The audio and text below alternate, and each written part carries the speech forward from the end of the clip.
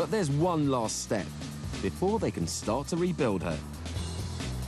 As you can see, we physically have stripped this car down to the point to where we're ready for sodium blasting next.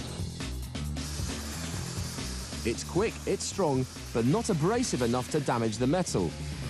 And it's environmentally friendly to boot. It's baking soda. But this brand shouldn't be kept in the kitchen.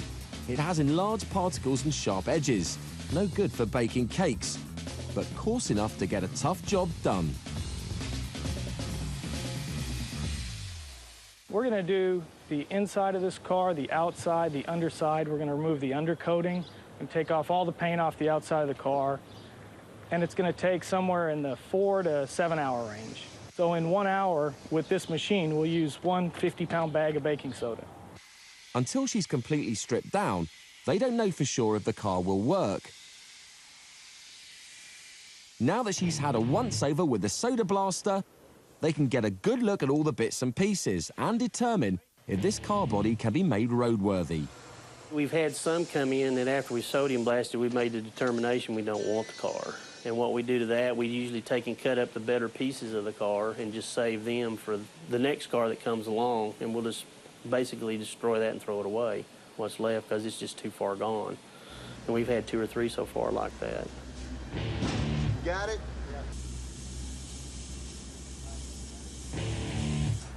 I got to do one thing here and we can lift it up. Hold on a minute. There you go. Now they've removed the usable parts, it's time for the first phase of metal fabrication. They make room for new taillights. These originally came from a 1965 Thunderbird. But some parts can't be borrowed or copied. Certain design elements are strictly and absolutely Eleanor. We had some really kind of righteous elliptical exhaust tips coming out of the rockers that were kind of one-offs that we made. They weren't practical on the movie cars. It's tricky because there's not a lot of clearance under the unibody to get the pipes exiting on the side on a Mustang. You know, it's really, we lowered them and there's not a lot of space for them to come cross over under the unibody and exit the sides. So I really don't know how they tackled that with the cars that are in production today, basically. They did it by cutting straight through the sill.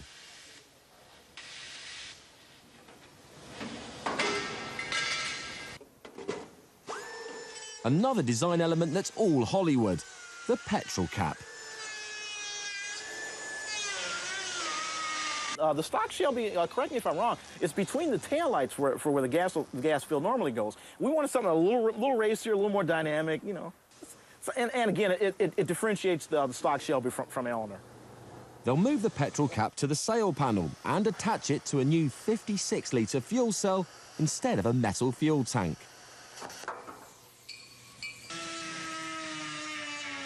These brake vents are elements that stay true to the Mustang's original design. On certain models of the first breed of Mustang, these vents were strictly ornamental. When Shelby made his GT models, he installed a functional version.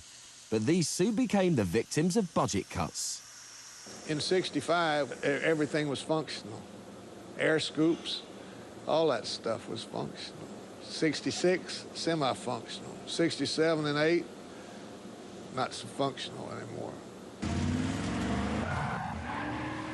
On the movie version of Eleanor, the brake vents were strictly for show.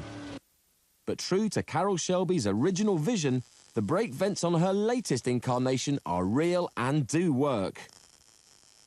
All right, now we got our final piece for our side brake cooler. We're going to go ahead and weld it in place, and it'll be ready to cool those brakes off.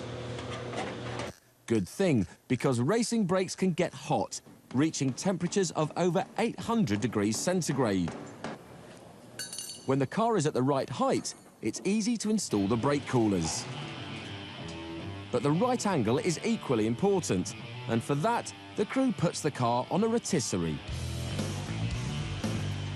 You're not hallucinating. The car is upside down. It's on a rotisserie.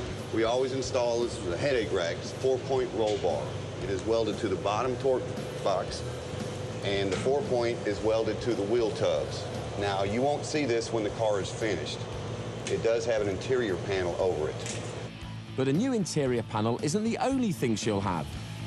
When it's finished, The car will also be rolling with a lot more horsepower. The car's original engine was a junior-sized 160 horsepower version. To accommodate the monster motor these guys plan to install, they'll need to brace the car's unibody. Let me see a pry bar real quick. Yeah, pry bar and a hammer. This is the subframe connector. It will, we put this in here to connect the front subframe to the back subframe and strengthen the whole underside of the car. And once that's done, she'll be ready for the ultimate Hollywood accessory. A 475 horsepower engine that can hit speeds the 65 Mustang could only dream of.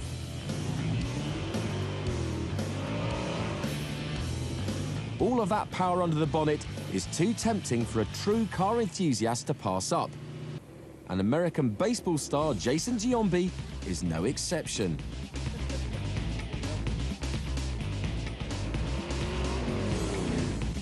He's come all the way to Texas to the Unique Performance Hot Rod Shop, where they turn old Mustangs into real-life versions of Eleanor.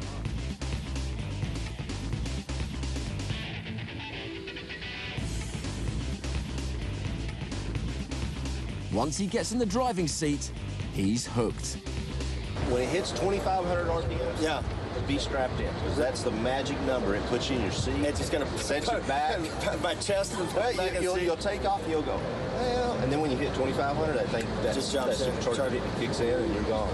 Jason's got a whole fleet of custom right in his garage, but he still wants Eleanor. You know, I have a Ferrari and Lamborghinis, but I've always wanted a muscle car. You know, there's nothing that sounds like when you crank it over and, you know, you jump on it and everything. Check this out. So I'm all fired up. Yeah, I went with the big one, too. I got everything. Super Snake. Just when he's ready to take her home, he spies Eleanor's big sister, the Super Snake. They brought it down to spring training for me in Florida, in Tampa, at the Yankees complex, for me to drive, just to show me what car I, was getting, because they were all fired up that I bought one. So I went down there, they gave me the car, and I was like, kid on Christmas, to drive it around. And first day, I pulled it into the parking lot. There's, Derek Jeter and those guys, they got, Ferraris and there's Porsches in there, but nobody cared about it. All they cared about was that car. Everybody wanted to have me crank it over, jump on it a few times, burn up the tires a little bit. And it just got me fired up, going, God, I can't wait to get mine. And then they said, at the end of me driving it for a couple days, they came up to me saying, by the way, yours has got 250 more horsepower than the one you've been driving around. So I'm probably going to kill myself, but it'll be a lot of fun. The two cars look alike from the outside. Same color, same nose, same body. The real difference is under the bonnet. This car doesn't get any better. This is our Super Snake. 427 big block aluminum engine in it with a Vortex supercharger. Total horsepower, 725. If you can't get where you're going in this, you can't get anywhere. A serious collector would get this car. We're only making 75 of these. Well, the most fun about these cars, I think, is when you push the gas, it's going to go. And it sounds, too. You pull up to a light and you have one of those guys with the little bitty cars that ning, sound like that, and you throw this one in gear, no contest. Good night. Go ahead and fire it up.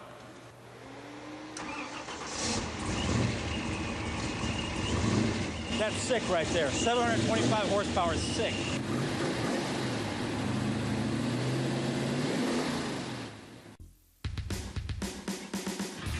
The classic American muscle car, the Ford Mustang, is no stranger to Hollywood.